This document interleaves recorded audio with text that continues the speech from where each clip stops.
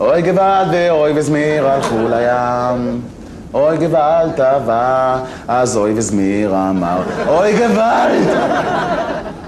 אני שר את השיר הזה עכשיו מתוך סערת רגשות. מצד אחד, בעוד כמה דקות מסתיים לו עוד יום עבודה, שזה מאוד משמח. מצד שני, צריך לחזור הביתה, שבמקרה שלי זה בכלל לא משמח. והיום יותר מתמיד. לפני מספר דקות התקשרה אליי האישה הגדולה מהסיוטים, השפרה הרעה מהמערב, והודיעה לי שמחכה לי לילה לבן. בהתחלה נבהלתי, חשבתי שהיא רוצה לעשות אמבטיה, שזה אומר שאני צריך לסבן לה את הגב, שבמקרה שלה זה עבודה מטונפת, יש לה גב גדול לשפרה ומחוספס. אבל אז התברר שלא. התברר שלילדים המטונפים שלי יש חזרת. חזרת.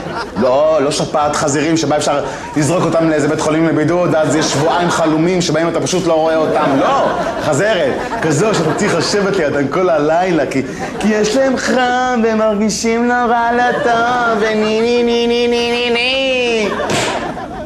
בהתחלה אמרתי לה שיכול להיות שהיא מתבלבלת, וזה שהם נראים כמו חזירים זה אולי בגלל שהם דומים לצד שלה במשפחה. לא כל כך אהבה את זה שפרה. הולך להיות ערב לא קל בבית משפחת מנדלבאום. ערב לא קל. אוי גוואלד ואוי וזמיר הלכו לים. אוי גוואלד טובה, אז אוי וזמיר אמר, אוי גוואלד!